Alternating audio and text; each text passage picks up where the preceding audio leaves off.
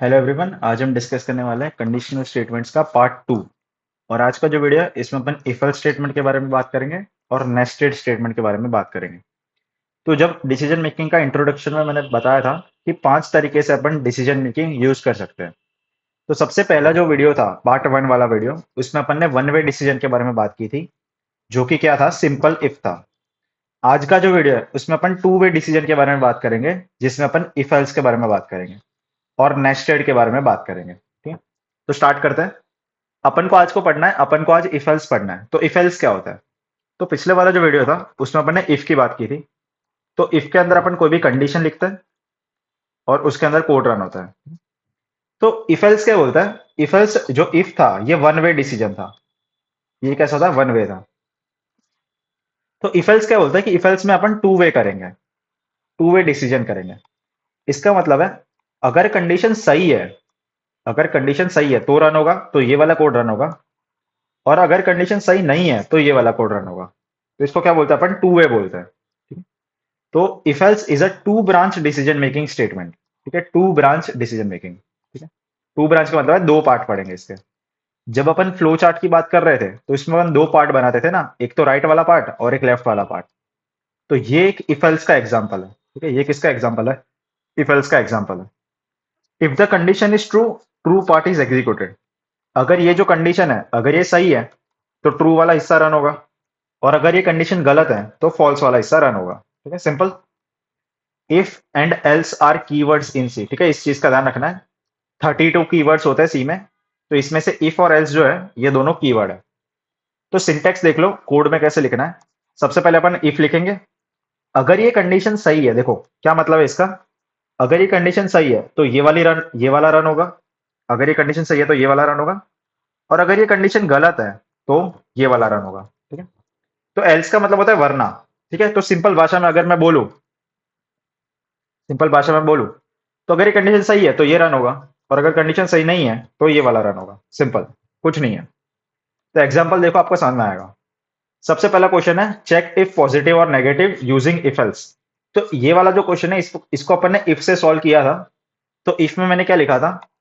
अगर मेरा नंबर 0 से बड़ा है तो मैं क्या प्रिंट करूंगा? Positive number. क्या प्रिंट करूंगा? Positive number.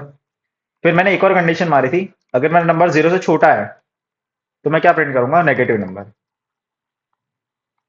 तो इफ एल्स क्या बोलता है? ठीक है, ये याद है सबको? तो इफ एल्स क्या बोलता है कि अगर मेरा पॉजिटिव नंबर नहीं होगा तो ऑब्वियसली वो नेगेटिव नंबर ही होगा ना।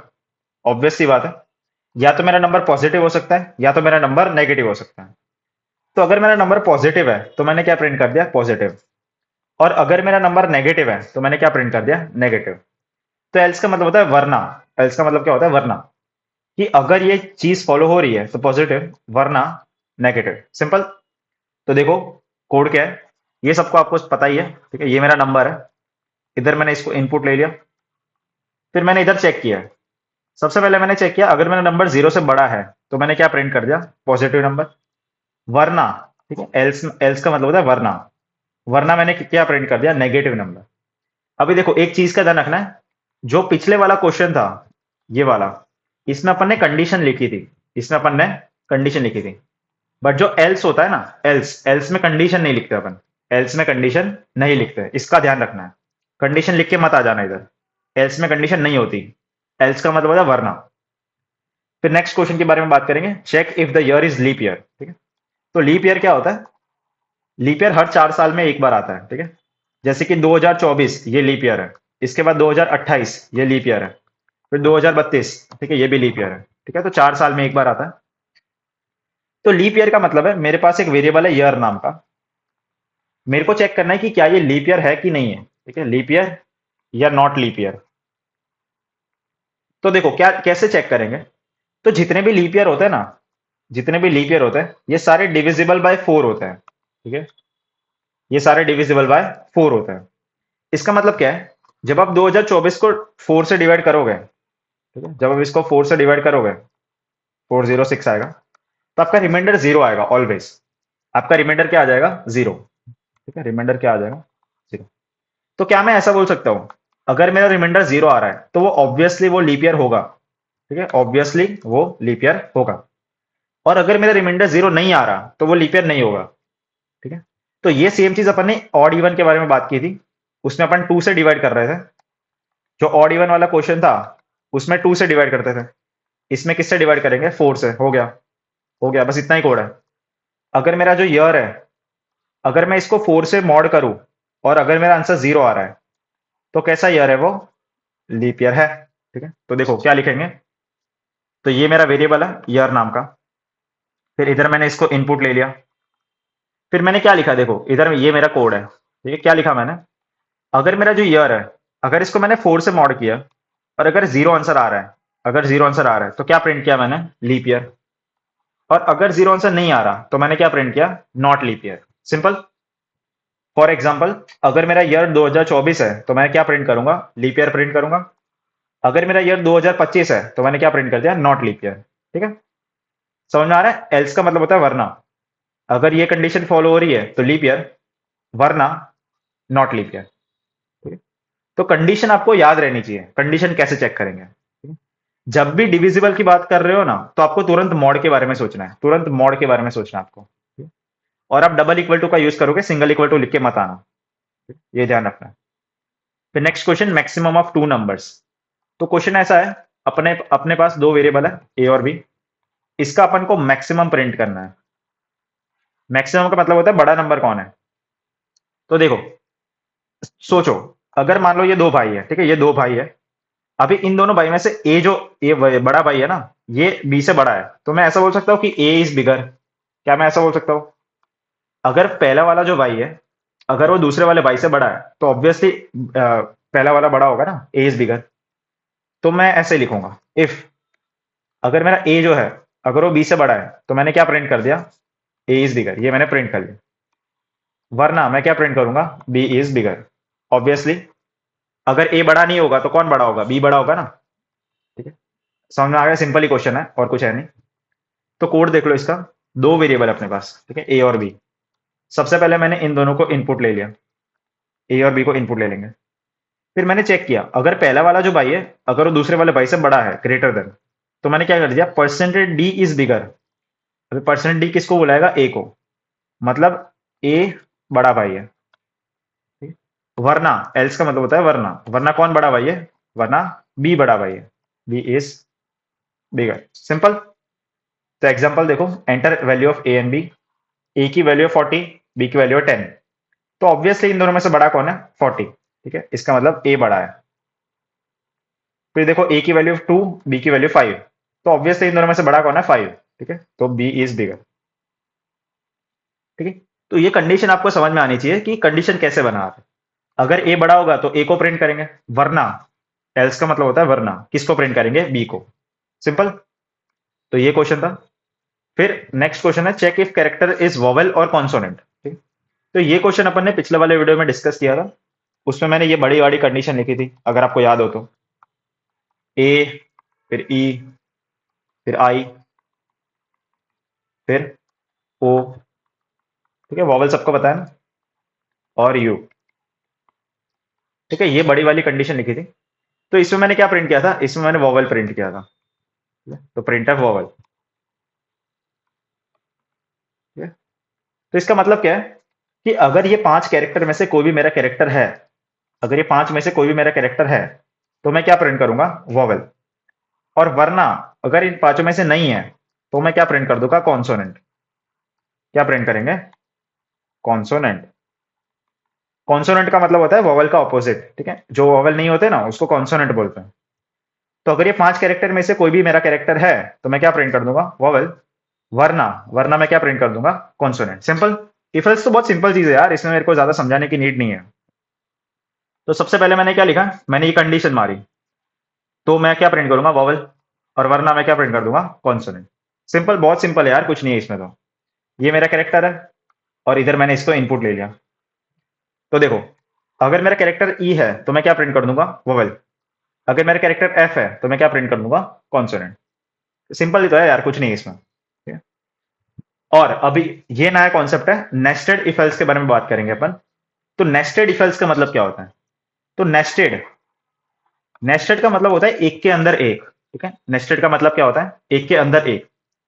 इसका मतलब है अगर मैंने कोई इफ लिखा है, ठीक है, अगर मैंने कोई इफ एल्स लिखा है, ठीक है, ये मेरा इफ एल्स है, ये सबको पता है। तो मान लो ये जो इफ है, इसके अंदर मैंने एक और इफ एल्स लिखा, इसके अंदर मैंने एक और इफ एल्स लिखा, बाहर नहीं अंदर, तो इसको अपन नेस्टेड बोलते हैं। तो नेस्टेड का वही मतलब होता है, nested means one inside the other. When one if else statement is inside another if else statement, it is called a nested if else. ठीक है, बहुत बकवास चीज लिखा है, बट कॉन्सेप्ट समझ में आ गया। अगर एक के अंदर एक है तो इसको क्या बोलेंगे, नेस्टेड बोलेंगे। तो इसका सिंटेक्स देख लो, एग्जाम्पल देखो। अभी इसका कोई सिंटेक्स नहीं हो सकता, नेस्टेड आप कैसे भी बना सकते हो। आप ऐसा भी कर सकते हो कि ये एल्स के अंदर एक और इफ एल्स है, ये इफ के अंदर एक और इफ एल्स है, ठीक है, फिर ये इफ के अंदर एक और इफ एल्स है, फिर एल्स के अंदर एक और इफ एल्स है। आप कितना भी बना सकते हो, जितना लंबा बनाना है आपको, ठीक है। तो एग्जाम्पल कैसा हो सकता है, मैंने सबसे पहले ये वाली कंडीशन लिखी, फिर उसके अंदर मैंने ये वाली इफ लिखा, देखो ये सिर्फ ओनली इफ है, ये सिंपल इफ है। फिर ये जो एल्स है, ठीक है, ये इसका एल्स है, ये इसका एल्स है, इसके अंदर मैंने एक और इफ एल्स लिखी। तो ऐसा ऐसे सारे चीज बना सकते हो आप, ठीक है, तो ये आपको ध्यान रखना है। तो इसका बहुत ज्यादा क्वेश्चन नहीं बनता इसके, बट इसका काफी पॉपुलर क्वेश्चन है ये वाला, मैक्सिमम ऑफ 3 नंबर। अभी ये क्वेश्चन डेफिनेटली आपको 7 मार्क में ही आएगा, 4 मार्क में तो शायद ही पूछ सकते हैं, बट मैं तो सोचता हूँ कि 7 मार्क में ही पूछेंगे, ठीक है। तो बहुत अच्छा क्वेश्चन है, बहुत इंपॉर्टेंट क्वेश्चन है, तो शांति से पढ़ो। क्वेश्चन ऐसा बोलता है, पिछले वाला जो क्वेश्चन था उसमें 2 नंबर थे, पिछले वाले क्वेश्चन में 2 नंबर थे, और इन दोनों का मेरे को मैक्सिमम प्रिंट करना था। अभी ये जो क्वेश्चन है इसमें 3 नंबर है, ठीक है, ये अच्छा क्वेश्चन है, 3 नंबर वाला, और इसका मैक्सिमम प्रिंट करना है मेरे को। तो देखो क्या क्या करेंगे। तो 3 भाई है मान लो, ठीक है, मान लो 3 भाई है, कैसे सोचना है, 3 भाई है। अगर पहले वाला जो भाई है, अगर वो बी से बड़ा है, ठीक है, ए जो है वो बी से बड़ा है, और ए सी से भी बड़ा है, दोनों से बड़ा है। अगर ए बी से भी बड़ा है, सी से भी बड़ा है, तो सबसे बड़ा भाई कौन, ए। क्या मैं ऐसा बोल सकता हूं, अगर दोनों भाई से बड़ा है तो ऑब्वियसली ए बड़ा होगा। मान लो ए बी से बड़ा नहीं है, मान लो ए बी से बड़ा नहीं है, तो ऑब्वियसली बी ए से बड़ा होगा, मैं ऐसा बोल सकता हूँ ना। अगर ए बी से बड़ा नहीं है तो ऑब्वियसली बी ए से बड़ा होगा। और मान लो बी सी से भी बड़ा है, तो क्या मैं ऐसा बोल सकता हूँ कि बी सबसे बड़ा भाई होगा, क्या मैं ऐसा बोल सकता हूँ बी सबसे बड़ा भाई होगा। और मान लो बी सी से बड़ा भी नहीं है, तो सबसे बड़ा कौन होगा, सी होगा, सबसे बड़ा सी होगा, ऐसा बोल सकता हूँ मैं। तो इसको कैसे लिखेंगे सोचो। सबसे पहले मैंने लिखा, अगर ए बड़ा है बी से, ए बड़ा है बी से, फिर उसके अंदर, ठीक है, उसके अंदर देखो सबसे पहले मैंने ये इफ एल्स मारी, ये इफ है इसका, और ये एल्स है इसका। जब आप एग्जाम में लिखने जाओ ना तो आप ऐसे ही लिखना, ठीक है, देखो जैसे मैं लिख रहा हूं ना वैसे लिखना। सबसे पहले मैंने ये इफ एल्स मारी, ठीक है, तो आपको कंफ्यूजन नहीं होगी, ठीक है, ये मैंने लिखा। फिर इसके अंदर मैंने चेक किया, इसके अंदर मैंने चेक किया कि अगर ए सी से भी बड़ा है, ए बी से बड़ा है और ए सी से भी बड़ा है, तो मैं किसको प्रिंट करूंगा, ए को। मैंने किसको प्रिंट किया, ए को। ये जस्ट मैं एग्जांपल दे रहा हूं। वरना, वरना का मतलब क्या होता है, अगर ए बी से बड़ा है बट सी से बड़ा नहीं है, सी से बड़ा नहीं है, तो मैं ऐसा बोल सकता हूं कि सी सबसे बड़ा हो गया, सी सबसे बड़ा हो गया। तो कौन सबसे बड़ा है, सी। तो वरना मैं क्या प्रिंट करूंगा, मैं सी को। आई होप समझ में आ रहा है। अगर ए बी से बड़ा तो था, ठीक है, ए जो है वो बी से बड़ा तो है, बट सी से छोटा है, तो सबसे बड़ा कौन है, सी है ना। आई होप समझ में आ रहा है। तो इसलिए मैंने सी को प्रिंट कर दिया। तो ये मेरी इफ के अंदर ये एक और इफ एल्स हो गई, ठीक है, ये हो गया। फिर एल्स के अंदर भी एक और इफ एल्स आएगी, ठीक है, एल्स के अंदर भी एक और इफ एल्स आएगी, कैसे। तो देखो एल्स का मतलब क्या है कि ए बी से बड़ा था ही नहीं, ए बी से बड़ा है ही नहीं, ए बी से बड़ा है ही नहीं, तो मैं ऐसा बोल सकता हूँ ना, बी ए से बड़ा है। सिंपल सिंपल बात है, अगर ए बी से बड़ा नहीं है तो बी ए से बड़ा है। फिर उसके अंदर मैंने चेक कर दिया, उसके अंदर मैंने चेक किया कि अगर बी सी से भी बड़ा है, उसके अंदर मैंने चेक किया कि बी ए से बड़ा है और बी सी से बड़ा है, तो मैं किसको प्रिंट करूंगा, बी को। तो मैं किसको प्रिंट करूंगा, बी को। और अगर मान लो बी ए से बड़ा है बट सी से छोटा है, तो मैंने किसको प्रिंट कर दिया, सी को। तो एल्स में, एल्स में मैं किसको प्रिंट करूंगा, सी को। सिंपल, बस इतना कोड है आपका। तो ये आपकी फर्स्ट इफ एल्स है, उसके अंदर एक और इफ एल्स है, और उसके इसके एल्स के अंदर भी एक और इफ एल्स है। समझ में आ गया। तो अगर आपको नहीं समझ में आ रहा है तो वीडियो वापस देखो, मैं एक बार छोटे में समझाता हूं। सबसे पहले ए बी से बड़ा है, जस्ट अ सेक, तो मैंने क्या लिखा है कि अगर ए बी से बड़ा है और ए सी से बड़ा है तो ऑब्वियसली ए प्रिंट होगा। ए बी से बड़ा है बट सी से छोटा है तो सी प्रिंट होगा ना, तो सी प्रिंट होगा। तो ये पहली कंडीशन थी। फिर दूसरी कंडीशन है कि बी ए से बड़ा है और बी सी से बड़ा है तो ऑब्वियसली बी प्रिंट होगा। और उसके बाद है कि बी ए से बड़ा तो था बट सी से छोटा है तो सी प्रिंट होगा। समझ में आ गया? तो ये फर्स्ट इफ के अंदर है और ये सेकंड इफ के अंदर है, एल्स के अंदर है। तो ये आपका कोड है। देखो ध्यान से, तीन नंबर है मेरे पास, ठीक है, तीन नंबर है मेरे पास ए बी सी। फिर ये तीनों नंबर को मैंने इनपुट ले लिया, ठीक है, ए बी सी को मैंने इनपुट ले लिया। फिर ये मेरा कोड है, ठीक है, ये मेरा फाइनल कोड है। जो मैंने लिखा वही है, ये वाला, इसके अंदर ये इफ एल्स है और एल्स के अंदर ये इफ एल्स है। सिंपल। देखो किसका ध्यान रखना है आपको, करली ब्रैकेट का ध्यान रखना है, ठीक है। ये करली ब्रैकेट इसके है, ठीक है, ये करली ब्रैकेट इसके है, ठीक है, ये इसके करली ब्रैकेट है, ये इसके करली ब्रैकेट है, और ये वाला इसके करली ब्रैकेट है, और ये वाला इसके करली ब्रैकेट, ठीक है, करली ब्रैकेट का ध्यान रखना है। तो आई होप आपको समझ में आया होगा। तो ये आउटपुट देख लो, इसका आउटपुट कैसे लिखना है। मान लो ये नंबर है ए बी सी, तो इसमें से बड़ा कौन है 15, तो क्या प्रिंट होगा, सी इज बिगेस्ट। फिर देखो ये नंबर है, तो इसमें सबसे बड़ा कौन है ए, तो क्या प्रिंट होगा, ए इज बिगेस्ट। और मान लो ये तीन नंबर है, तो इसमें कौन सबसे बड़ा है, बी इज बिगेस्ट। तो ये आपको तीन चीजें आउटपुट में लिखनी है। तो आज की वीडियो में अपन ने क्या पढ़ा, आज की वीडियो में सबसे पहले अपन ने इफ एल्स स्टेटमेंट के बारे में बात की, ठीक है। इफ एल्स स्टेटमेंट क्या होता है, टू वे स्टेटमेंट होता है, ठीक है, टू ब्रांच। तो उसमें अपन ने चार कोड के बारे में बात की, पॉजिटिव नेगेटिव, ठीक है, ए जीरो से बड़ा है तो पॉजिटिव है, वरना कैसा नंबर है वो नेगेटिव है। फिर अपन ने लीप ईयर के बारे में बात की, ठीक है, अगर ईयर को मॉड 4 करोगे और अगर जीरो आ रहा है तो कैसा ईयर है वो, लीप ईयर है। फिर अपन ने दो नंबर के मैक्सिमम की बात की, तो अगर ए बड़ा है बी से तो ए बड़ा है वरना बी बड़ा है। फिर अपन ने वोवेल कॉन्सोनेंट की बात की, उसमें लंबी कंडीशन है वो, है ना, ए ई आई ओ यू वाली, ठीक है, इसमें अपन ने ये वाली बात की। फिर अपन ने बात की नेस्टेड इफ एल्स के बारे में। नेस्टेड का मतलब होता है एक के अंदर एक, तो उसमें एक्चुअली एक ही पॉपुलर कोड है और ये 7 मार्क में आ सकता है आपका, कि मैक्सिमम ऑफ 3 नंबर्स, कि 3 नंबर का मैक्सिमम निकालना है। तो उसकी इफ एल्स काफी लंबी है। अभी आपको कॉम्प्लेक्स लग सकती है बट अगर आप शांति से सोचोगे ना उसको तो आपको सिंपल ही लगेगी, एक्चुअली कुछ है नहीं उसमें ज्यादा। और आप सच सच बोलूं तो आप रट भी सकते हो उसको। तो अगर आपको नहीं समझ में आ रहा तो रट लो, कोई बात नहीं। तो आई होप आपको आज की वीडियो में ये सारी चीजें समझ में आई होगी। मिलते हैं नेक्स्ट वीडियो में। Till then keep learning, take care, bye bye.